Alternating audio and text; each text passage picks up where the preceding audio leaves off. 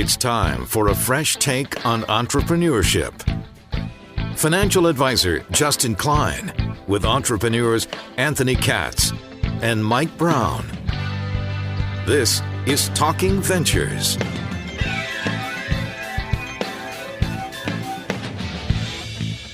Good morning, Laguna Beach, and welcome to Talking Ventures. I am your host, Justin Klein, and I'm here with two of my best friends in the world, entrepreneurs Anthony Katz and Mike Brown. And each week we are going to discuss the business trends that really affect us all and hopefully shed some light on some secrets to creating and sustaining a successful business. And so I kind of want to start off the show a little bit of talking about why we're here, why we're doing this. And for me, my biggest thing with entrepreneurship is how can it really create change and help our society as a whole. And, it really solves a lot of problems.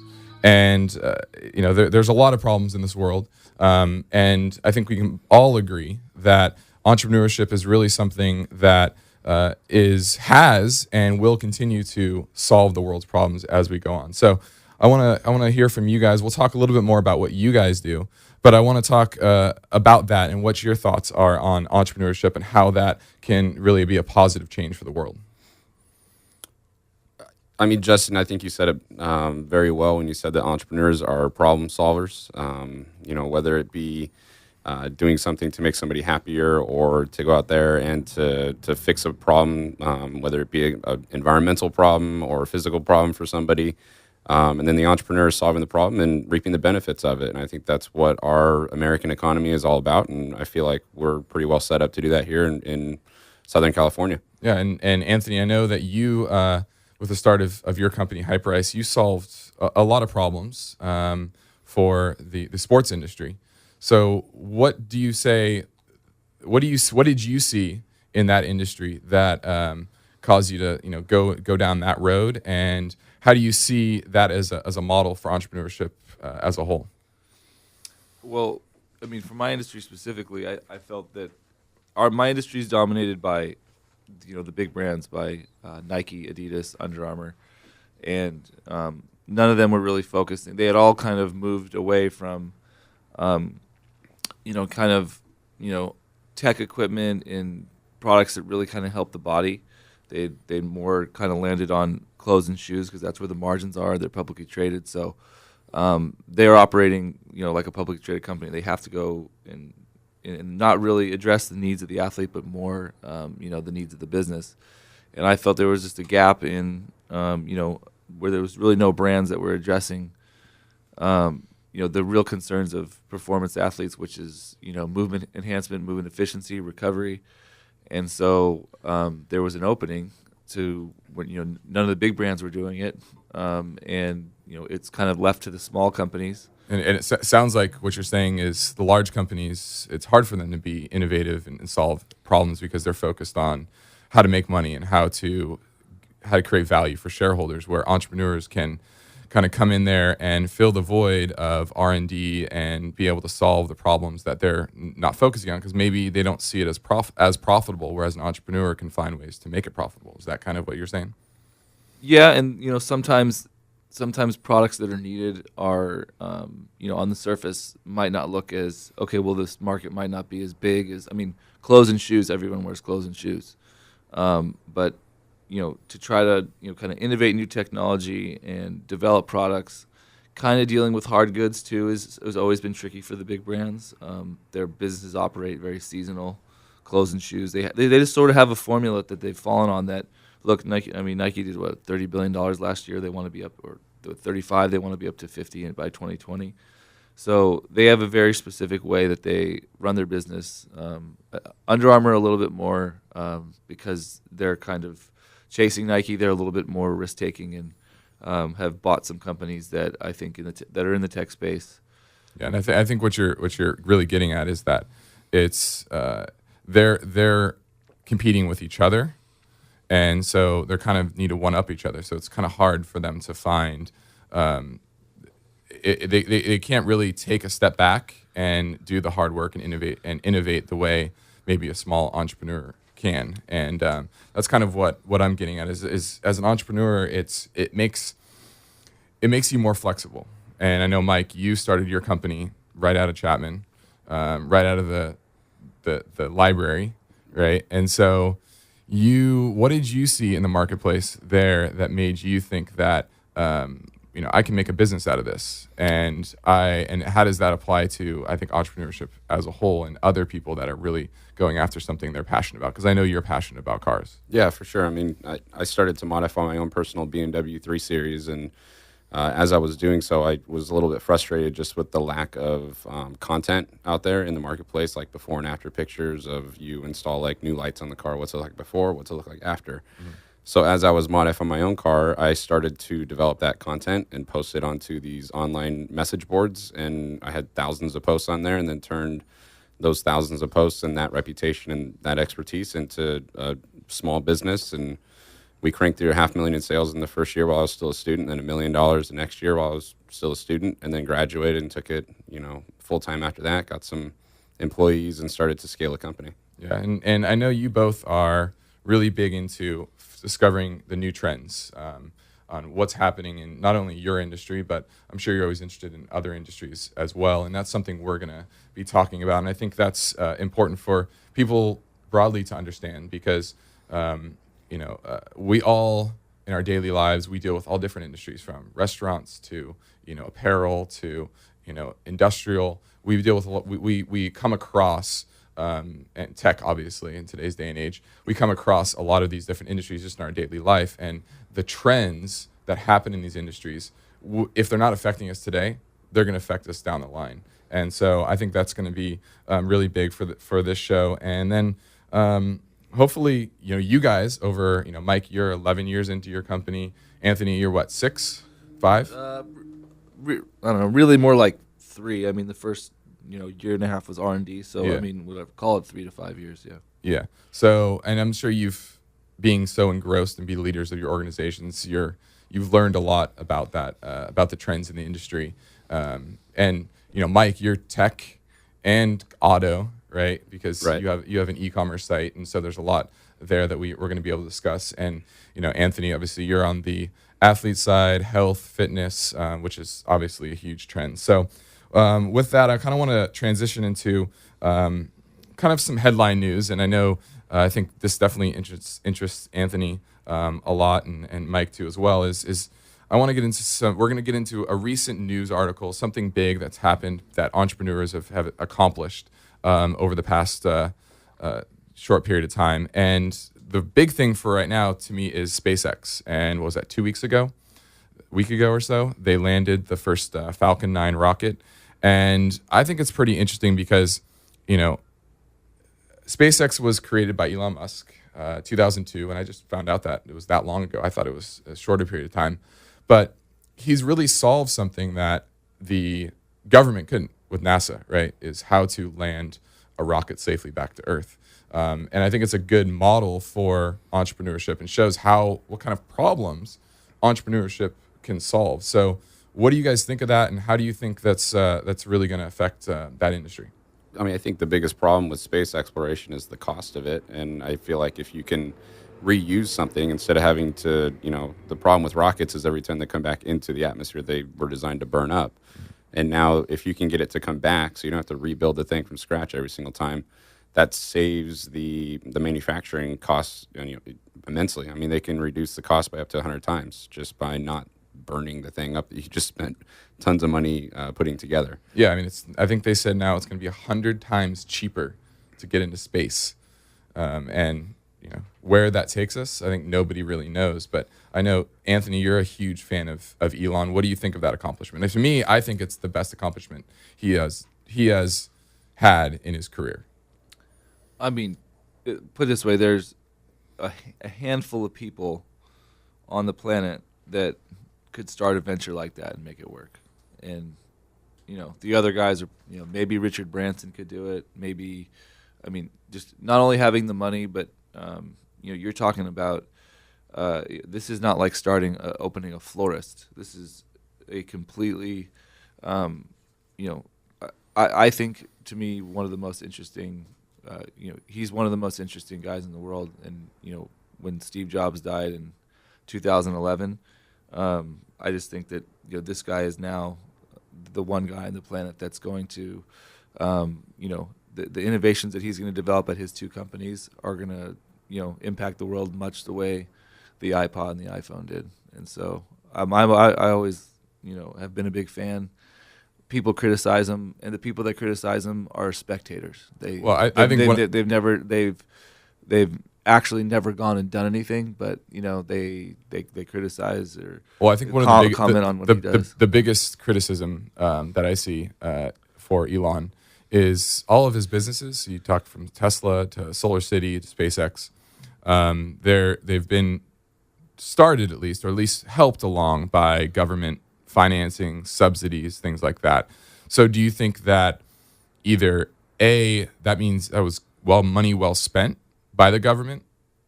I think that the people in some way determine the problems that the government are supposed to solve in some cases, where they can identify a problem and then the government says, okay, well, the first step to solving that problem is money. So they put money behind it, but you still need a fantastic entrepreneur to come in and actually solve that problem. So they could criticize that all they want, but without that kind of personality, that charisma, that vision, the problem doesn't get solved. You just throw money at something and then the wrong people try and solve it and all that money goes to waste. So I think that the government needs somebody like that to actually implement and to fix it. I mean, look, this country is the greatest public and private partnership in history. So nothing that we've done in the private sector has been without investments in research and development in science and technology. I mean, look at the Manhattan Project, perfect example. We're trying to develop a nuclear weapon during World War II. Developing that technology, and then that ends up in the private sector years later in nuclear power plants. And you look at GPS was also look at DARPA. DARPA, develops technology for the military. They've been around since I think just after World War II. GPS, the internet, all these things that are, when we invest in science and technology and R&D, those products and those technologies end up out in the world for the private companies to use. Look at an app like Uber. They didn't really develop any technology. Using GPS technology, they came up with an application that's using a technology that was developed by DARPA, way back, I think sometime in the 70s. GPS that's the infancy of it.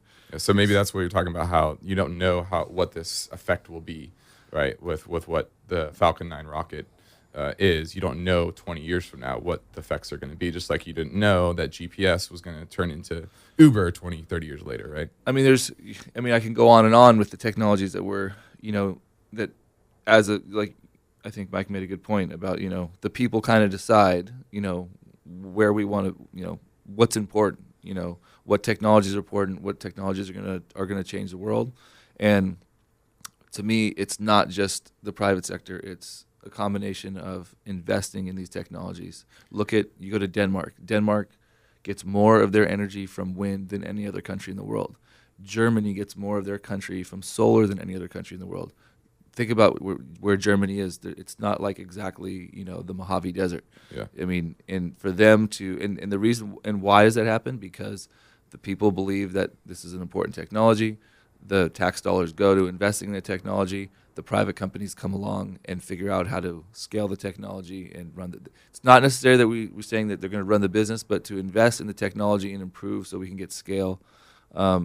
When we get away from that, and when we pull dollars out of science and technology, R&D, is to me where you start looking at a country that has gaps, and then that's where these entrepreneurs have stepped in and filled it. I wish there was more emphasis on investing in those things. So you think the government needs to really do this more? They're not doing this enough, would you say? Is partnering with entrepreneurs and businesses to really create change and create innovative products? Because you're right. R&D as a country is very, very important. And if we're not doing it, if companies aren't doing it, in today's day and age, R&D for big corporations, they're more focused on short-term juicing their stock price more than they are creating innovative products. So maybe the government, you're saying, is going to fill that gap? Sometimes the biggest technologies require such large investments that it's hard to get the private sector behind it. And that is to me where government investment becomes really important. There's just some things that the private sector are, like there's not a lot of money in certain infrastructure projects. But look at after World War II, where we really built the infrastructure of this country, the freeway system. A lot of the infrastructure that you still see was built around that time. To me, that's you get the best ROI. I mean, if you look at running the government like a business, where are you getting the ROI? You're getting the ROI in investing in a technology, or investing in Infrastructure. an infrastructure or an industry that 20, 30 years later is still creating jobs. I mean, look at how many people today work in jobs that are the result of a technology that was developed in a public-private partnership. Like right now in California, we have the biggest state-funded project ever at Livermore Labs, which is a fusion reactor. And, fusion will ultimately, I think, sometime around 2030, it's kind of where nuclear was at, probably in the 60s right now, where they're figuring out, how to develop it and how to scale it. But if we can develop a fusion reactor, it would be a zero-emission reactor. Why don't we just put Elon Musk on it? He can solve it, right? The project was funded. Actually, one thing that I think Schwarzenegger didn't get enough credit for, he was really behind this. This was early 2000s where we really started to fund the project. But this is an example of California. The federal government did not get behind it, but the state government did. California spent a couple $1 billion in this project. But if we can develop this technology, it was actually on the cover of Time magazine, I think in the last month, saying that there was a breakthrough and they're getting closer. If we can develop this technology, I mean, you talk about. So who's working on it? The government or actually private institutions? It's government funded, but it's all people from private companies that are working on it. So it's they're basically all the big energy companies have people that are they're kind of consulting for the project, but they had a recent breakthrough. And they're saying, sometime now, 2030 sounds a long time from now. It's really not a long time. 15 years in business is not a long time. Exactly. To where when we develop this technology, you're talking about there's no need for nuclear power plants. There's going to be no need for coal power plants Or solar. They're going to be. I think it was 30 times cheaper than a nuclear power plant to build. So they'll be totally clean. Wow. And it's 100% clean and it's it's a fusion reactor. I mean, I think if anyone here seen the movie Back to the Future 2, when the car goes into the future? You're telling me it's a flux capacitor. When the car goes to the future, and it says Mr. Fusion, and he's putting trash in, and he's gotcha. So even the futurists that they consulted with in the movie saying, even in 1985 they could see that a fusion reactor would be like this sort of. So it was a sort of a pie in the sky idea at the time that if we can only harness, if we can. So you can turn trash into. No, that was. A little that extreme. That was not. But it's the byproduct of it is just steam. So it's zero emission. But again, it's more powerful than a nuclear reactor. So you'd be able to power millions and millions of homes. Yeah. Now that's something that here it's an investment by the state that will pay off. Million times over. And those are the type of inventions and those are the type of technologies that. Will change. You talk about solving problems. Yeah. I mean, the chain reaction. It's hard to solve a problem bigger than clean energy. Right. All right. Well, we're going to take a quick break, and after the break, we're going to move to the next segment. We're live. You're listening to Talking Ventures, a fresh take on entrepreneurship with financial advisor Justin Klein and entrepreneurs Anthony Katz and Mike Brown on KX 93.5, Laguna Beach. All right, now we're going to transition into an Invest Talk review. My main show that I do 5 days a week is called Invest Talk, and I want to kind of highlight stories that are kind of more on the investment side, capital market side, and this story is really recent, yet is also old as well. And I know Mike and I went and saw The Big Short last weekend, and Anthony, you saw it last night before? 2 nights ago. Yeah. So I thought it was a very interesting story. I mean, I knew I was privy to it because I'm in the industry, because I understand what exactly happened with the financial crisis. But let's talk a little bit about how that movie you think had an impact on the average person who wasn't in the industry and didn't understand that vernacular. What did you think that their explanation, and whether people were actually going to be up in arms about it, I guess? I think that the average person that sees that is going to learn some very significant points. But I think most people, the way that they experience movies is that they'll walk away from it and they'll have a feeling about it. Mm-hmm. And it's that feeling that kind of sticks. And I think a lot of people are just going to feel a lot of mistrust. And how strong that feeling is, how strong that mistrust is, really determines if they're actually going to do something about it. And I think the people that have the strongest feelings about it are those that got burned. And if you didn't get burned, that was a lot of people. Yeah. If you didn't get burned, you're probably not going to really want to do anything about it. But if you had something negative happen from all that activity that they brought to light in the movie, I think it could bring back some old emotions, open some old wounds and get people to want change to happen.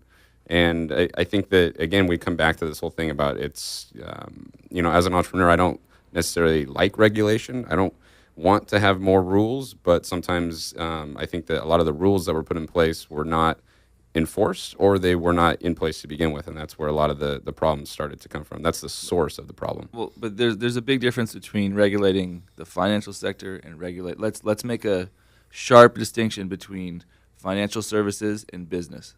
People always put those two together. They're not the same thing. Financial service sector exists to serve business, not to be a giant business on its own, and that's to me a much broader issue.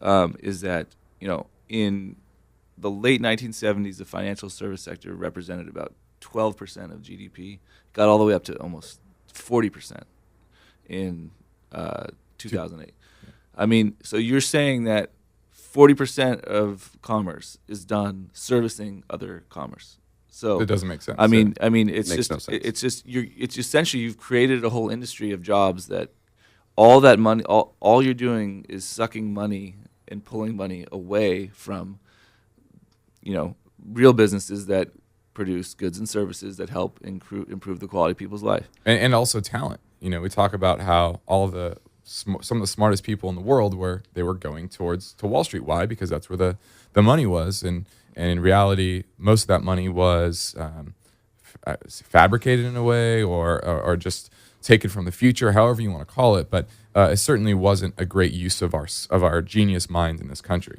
Right. Well, I think that regulation is much more is needed in the financial services sector, much more than it's needed in goods and service business.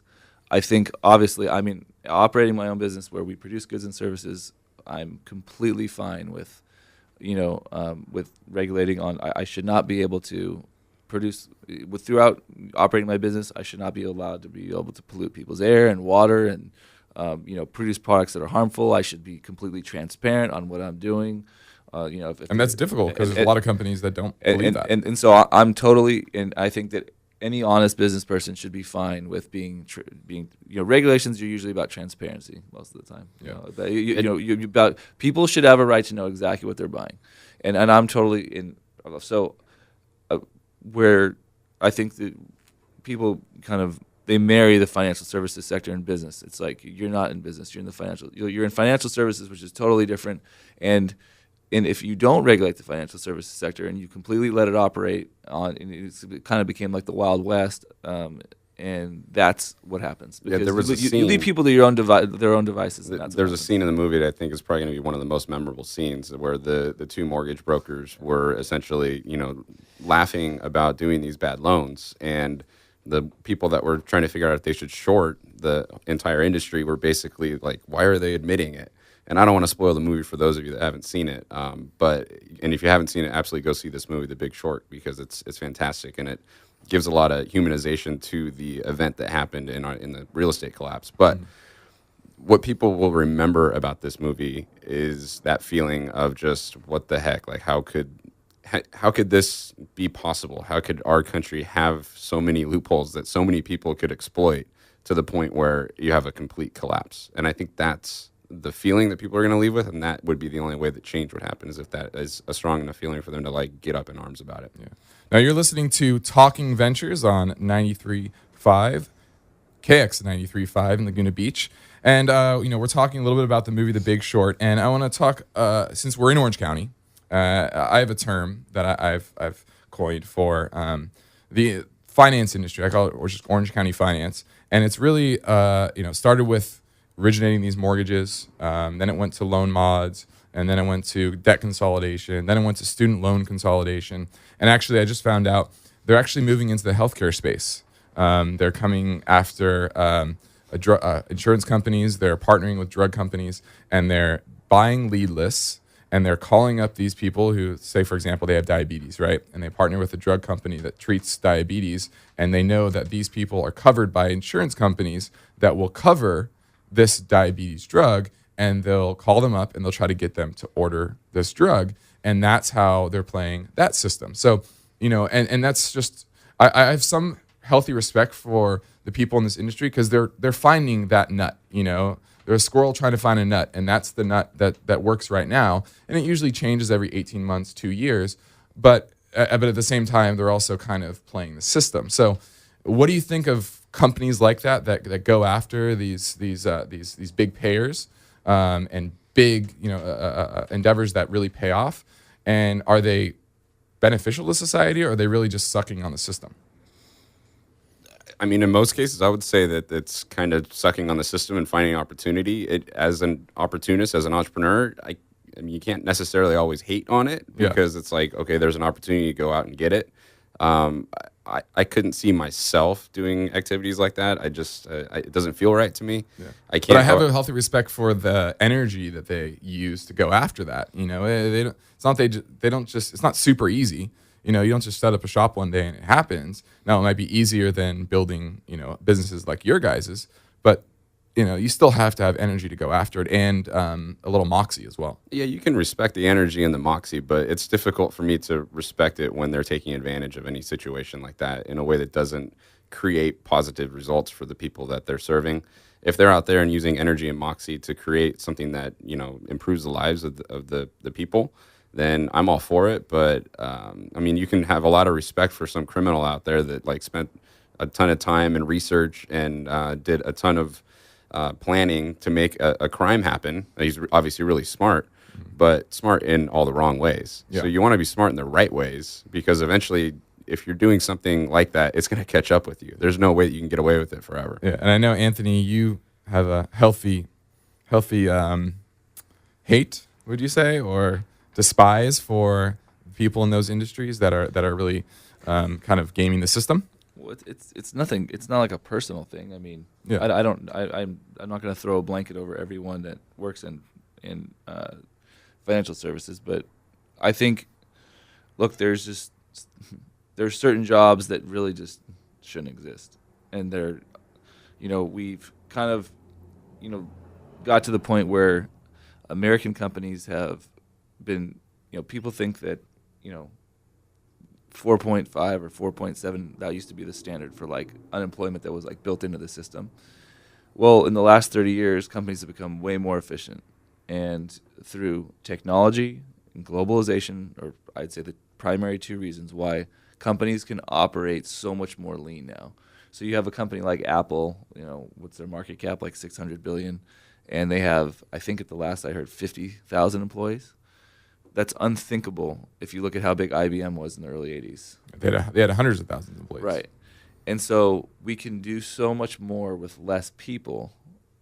And, you kind of spread that trend across, so these goods and services business can operate more efficiently because of technology, specifically in software, automation, and then, outsourcing is a bad word, but it's not a bad word. It's every business in the world does. Every product that you have has been outsourced. What you're saying is the high unemployment rate or should be higher, and so what the government is trying to do is push that down, and that pushes people into maybe industries that aren't effective. Yeah, we artificially, because the thing is that that it almost kind of creates a surplus of people that are willing to work, and so humans are creative, and they'll come up with a way to find a way to like I say, move into a new. They'll see a gap or a hole and figure out a way to skim off the top of a transaction, and that's essentially what that is. They're not adding any value, and they're not it's there. That's why I think, going back to what we were talking about earlier, the only way we'll ever get so now I think the standard, instead of 4.5% for unemployment, it's probably 6 or 7. But I mean, I think we're at 5.5 now or something like that. No, we're at 5. Huh? We're at 5, which is really good. Yeah. I mean, I think long term, these investments we were talking about earlier, investing in new technologies that will spawn new industries.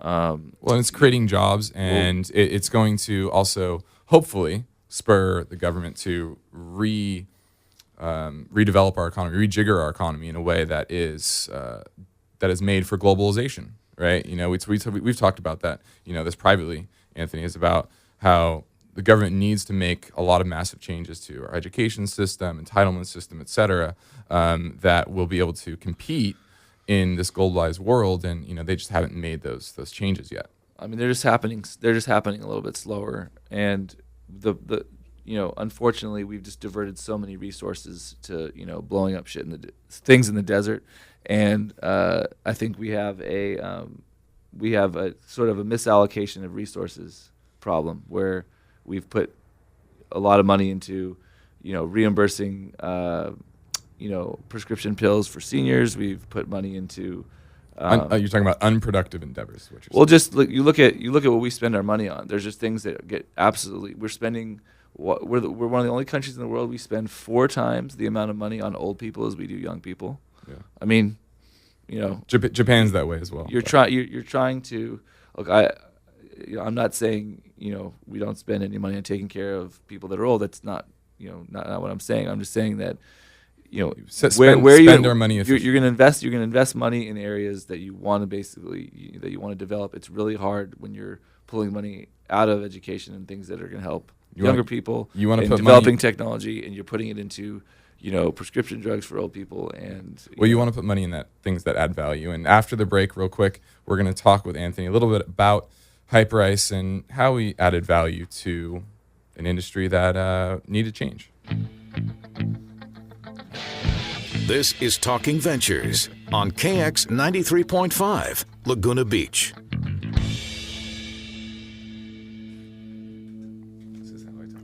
All right, now we're going to talk with Anthony about Hyperice, and I've known Anthony. We've known each other now for 7 years or so, Give or take. And we met playing. We went to the same high school, but we didn't really know each other back then. But we met playing basketball at our old high school on Sunday nights, and we used to talk in the parking lot about his vision for Hyperice. And I want to talk a little bit of how you started for everybody else. And I think the first thing is, how did you maintain focus? You talked about you didn't have revenue for about 18 months or so, right? So how did you maintain focus to keep going forward? Which, a lot of people, they think they want to start a business, and it doesn't happen overnight. It takes time.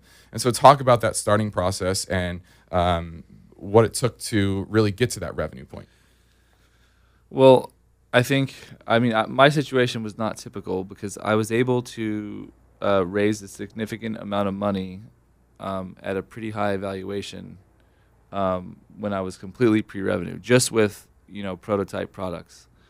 And because I was able to raise enough money, it just bought me time. So I was able to take the time to kind of develop not only the product, but really kind of learn the industry, and then really kind of develop the marketing and the brand, kind of building it organically. I think brands are not built overnight; they're really built over time.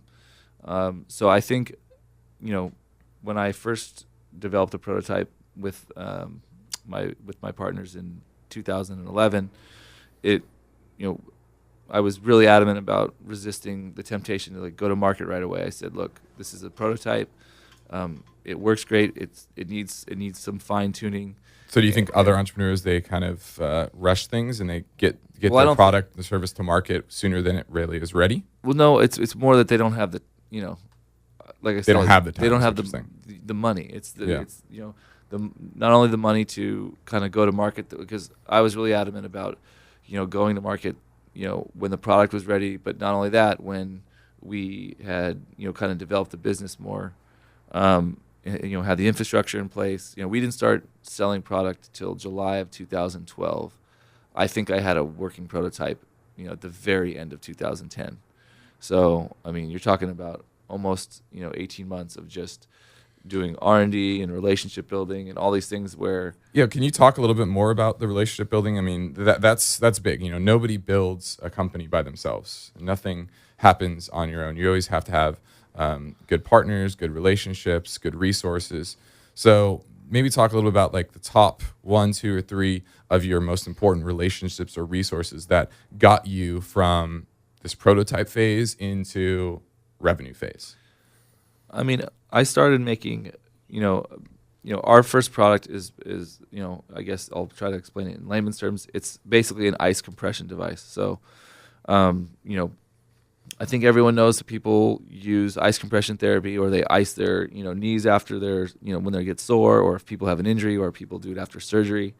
Ice is used as an anti-inflammatory modality. So I developed this, this product with an engineering company that was innovative, and I started making knee icers for NBA players, and this is back in 2011. Around that time happened to be the NBA lockout, where players were not allowed in the facility, so they didn't have access to the training room, the training staff.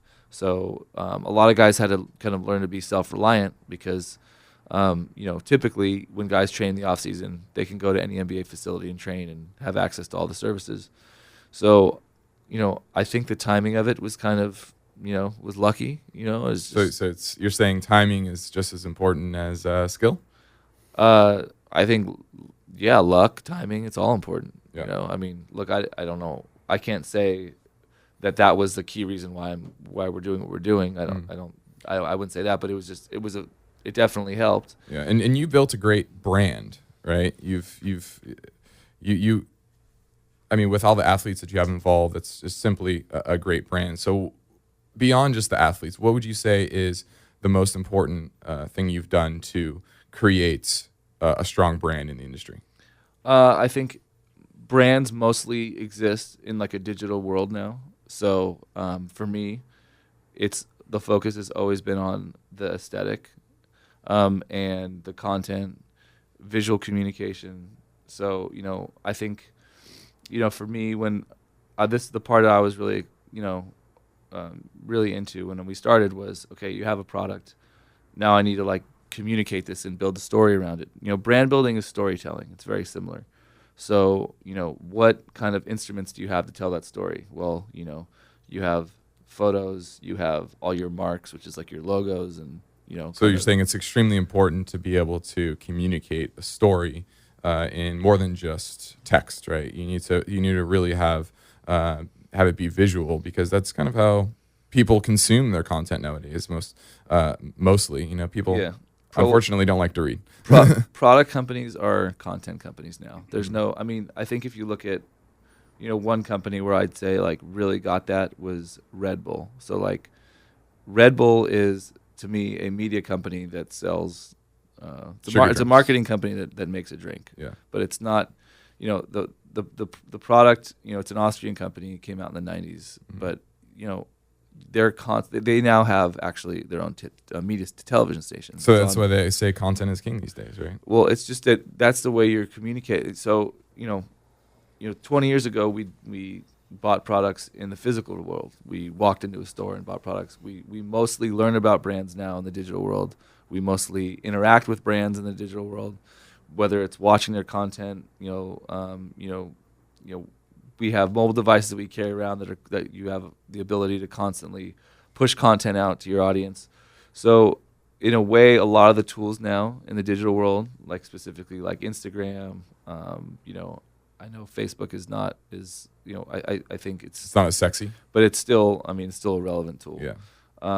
But you have all of these different tools that you can communicate to the audience with, and it's leveled the playing field in some ways, because it's allowed someone like me, who with a startup, to be able to, if I can produce the content that looks as good Yeah, as you. the I mean, big you brands. produce quality that you use guys that work with Nike and things. But I would say 20, 30 years ago, you probably wouldn't have that ability to get the directors and the people that could create content that looks as good as the big brands, right? Well, this is an example of how a change in one industry affects a change in another industry. So if you look at all the advancements in production equipment, so I'm talking about editing software, specifically digital cameras. I mean, it used to be if you were going to film anything of quality, before I'd say, I don't know, mid 2000s, you needed to hire a proper production crew. I mean, they used to shoot commercials on film.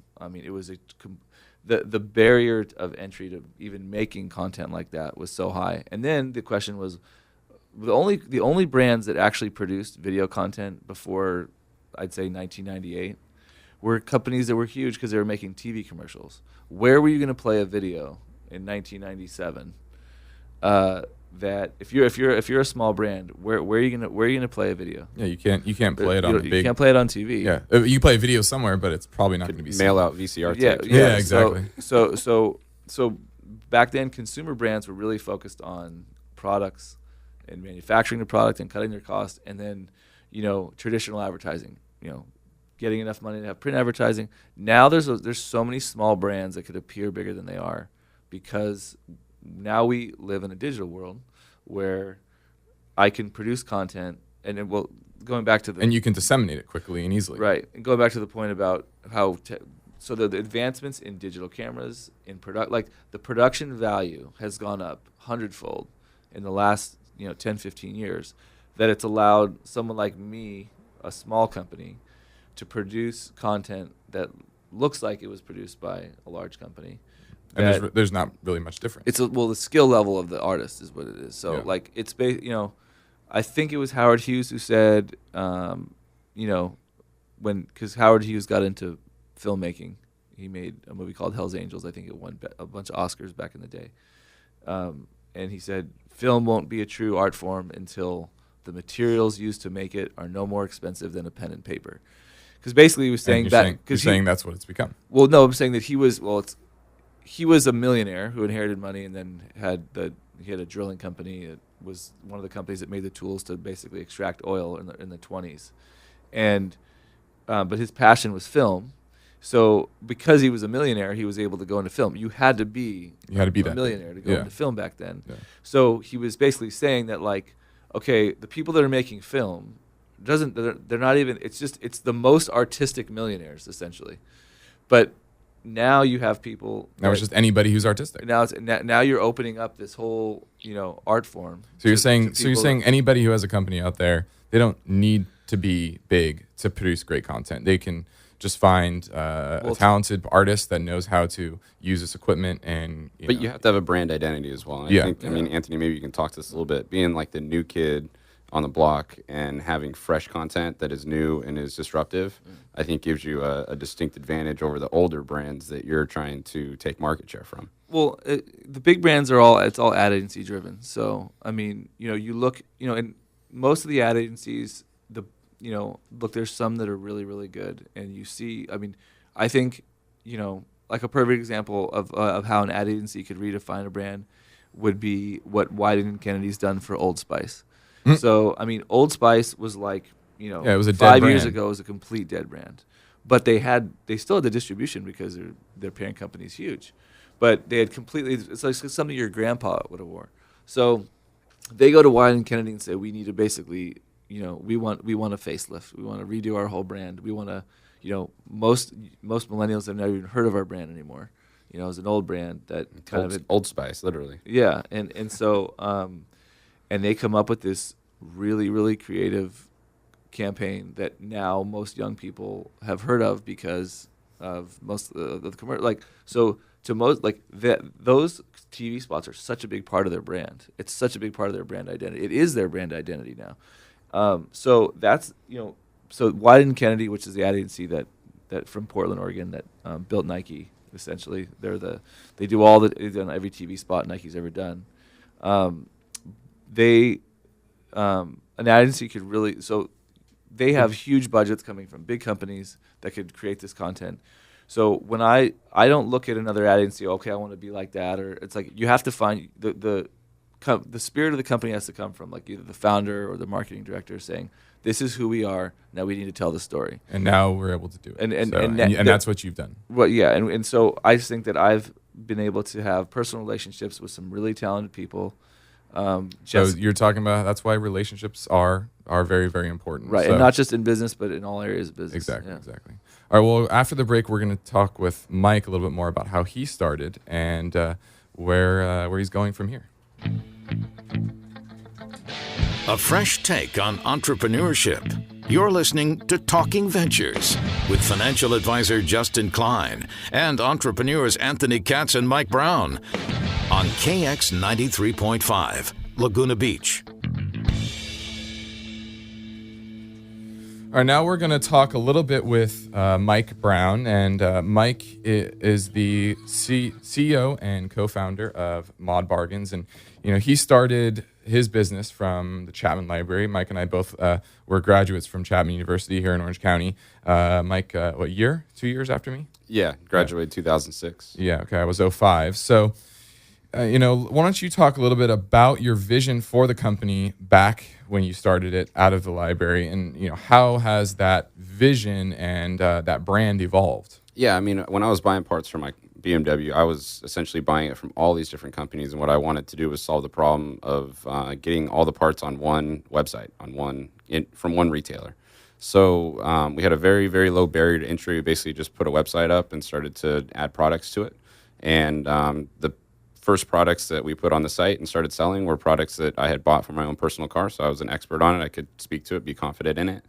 And you're talking about a completely virtual company for the first year and a half to 2 years. We didn't have a phone number.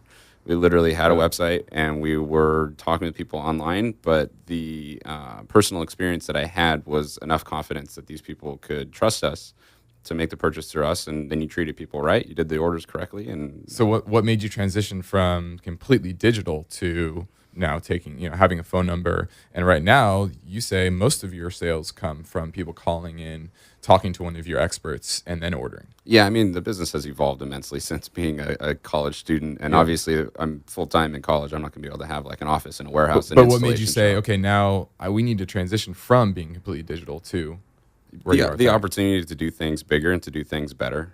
Looking at it, it's like if you're just drop shipping product and never putting hands on inventory and not doing any installations on cars, you're only making a certain amount of impact, and you can only grow to a certain level unless you have immense digital like software scalability, and that was just not a space that we wanted to compete in on slim margins and everything else. So we wanted to find the best products, and you're talking about wheels and exhaust systems and tires and suspension, lowering cars. I mean, that's what we do. So you're working with very, very niche boutique brands that you need to pick the right product, and you need to be able to personally stand behind it. And we did that we scaled up. Now we have, tons of inventory, and we do the installations on the vehicles for the customers here in Southern California. So it just was playing at a higher level. And, just because you start one way doesn't mean that that's the way that you're going to continue to operate. You have to evolve. And you're in a pretty niche industry, right? Obviously, not just automobiles, but, people that want to mod their cars and make it look cooler, go faster, et cetera.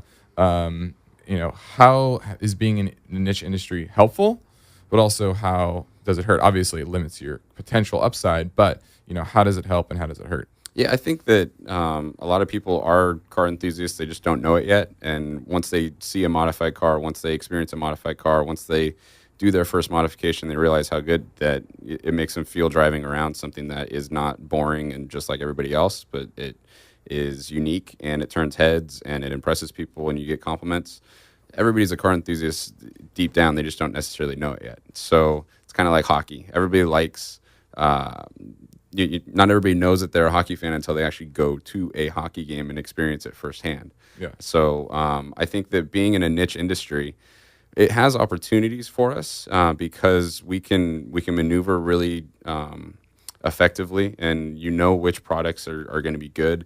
And you don't have huge competition, or you don't have some big, like Anthony has not some interesting competition. I don't know if you'd say Nike is a competitor, but that's type of brand that he's kind of building as a competition, but you don't have that in your industry, so I'm sure that's helpful, right? Yeah, in terms of like massively sized retailers, there's not like a sophisticated competitor that touches, because the life cycle of like brands that we sell, like product brands that we are the retailer and installer for, they're not very long. I mean, we're now in business for longer than most of our suppliers have been. So yeah, and that's you're an e-commerce site, right?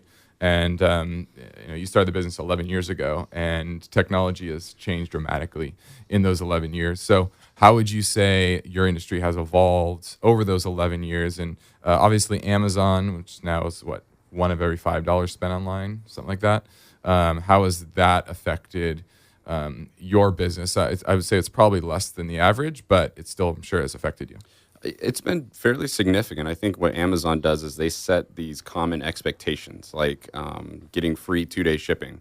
And yeah, you can get free 2-day shipping on a lot of different items on Amazon. But when you're talking about buying like a bumper, which is like 6 feet long and costs literally like over $100 to ship, and then the common expectation is that you have to ship that for free in 2 days, it's pretty disruptive to the industry. A little unrealistic. Yeah, and Amazon does sell a lot of the same products that we sell. So there's issues with pricing and discounting and all kinds of things that come into play. And some manufacturers have gotten in too deep with Amazon, and then the niche demand building companies like us, we tend to take a step back or 2 or 5 steps back away from those brands, stop all of our real good marketing efforts, and then demand can fall off because we have no incentive to, because all of the profit margin just got stripped out of that product line. Yeah, and I've talked about that on my show on Best Talk, about how Amazon has really squeezed the margins of a lot of big retailers, because they operate on very, very slim margins, and where maybe 1%, if that. And but they make it up in volume, obviously. Whereas the Walmarts of the world, the Targets of the world, they're traditionally used to running on 3, 4, 5% margins, and now they're getting squeezed by Amazon. So that's certainly something I think every e-tailer is dealing with. And so we talked a little bit with Anthony about brand. So you obviously have built a pretty good brand within your industry. So what are the biggest lessons, or the most impactful way you've increased brand awareness, loyalty with your customers? I think with us, we have so much education type of content. So modifying a car can be a little bit intimidating and confusing sometimes. There's a lot of options. Yeah, we tend to do really well with the newer enthusiasts that need to figure out, hey, what's like the best modification for a BMW M3? And they will find our content that we've created that is very, very high value, because we're doing the work on the cars. We have the hands-on experience. We drive the vehicle, and the education process is huge. I think that for us, back in the SEO and all those things, search engine optimization, that is kind of irrelevant at this point. It's more about content targeting, I think would be the words that we use more often than not, in order to, how do you create a piece of content, whether it be a photo, a video, a blog post, an article, that answers questions that people are answering. Yeah, and how has social media helped in that? I know you spoke about a year before last at the Impact conference, the Internet Marketing Association conference in Vegas, on social media and your Instagram strategy. So how has that helped you kind of get your name out? I mean, has it been a big driver? Yeah, social is huge for us. I mean, you talk about, we have a weekly meeting inside of our company, and we only it's a marketing meeting, but the bulk of that is spent on, okay, how many people did we reach? What was the effectiveness? What's the open rate of this? What's the viewing rate of this? How many likes did you get? How many comments did you get? And we're constantly reevaluating and trying to improve exactly what we're doing on social, because what you do from one year to the next, it changes, because the platform changes. The people are using it in a different way. Yeah, and I'm sure Instagram's kind of dominating, but I think is that kind of going out now? I mean, I've seen it started with Facebook as the big ubiquitous force, and that still is. And then Instagram became a big force. I mean, are you seeing that changing to Snapchat or something else? We do have a Snapchat, and Snapchat has a much higher engagement rate. I feel like people are spending a lot more time on their Snapchats, and they are highly engaged in it because it's the new thing. And there's very little advertising on it that is pushed to you. Like, it's kind of there, but you'd have to kind of click on it to look at it. Whereas with Instagram, with Facebook, advertising in some way does start to ruin those platforms, because that's not why you signed up. And when you start to see more and more ads, and as you're thumbing through your feed on Instagram and you start to see an ad for 1 out of every 10 posts, that can get a little bit annoying, and subconsciously you might start to not click on that Instagram icon on your phone as much as you did before. Yeah, I think it's going to be very interesting to see how eventually Snapchat it has ads to some extent now, but it's certainly going to become, I think, more part of it, and how consumers react to that, and what's the next thing. And I think in the social space, I think there's always going to be a next thing. There's always going to be something that the 14-year-old's using that the 34-year-old isn't using. Yeah, I think the next thing in social could be something around virtual reality social. If you can start to implement that into it, I think that's kind of the next frontier of marketing and advertising. You're starting to see these like 360-degree videos like YouTube 360, and it's only been really out for about 6 months now. Yeah. And that's changing the game. I mean, as a company, we're starting to look at, can we do that? Can we do a 360-degree virtual reality interactive video? And that's basically where you have a video, and as you turn your phone or use your finger on your phone, you can look at different angles of the video instead of just one frame. Yeah. You can that's going to be very interesting to see how that evolves. And those are the things that we're going to be discussing here every week on Talking Ventures. And I want to thank you both for being here. I know you're going to be the co-hosts, kind of switching off going forward, and we're going to have some great guests and from all different types of industries coming in and talking about their experiences. So thank you both for being here, and excited for what's to come. Yeah.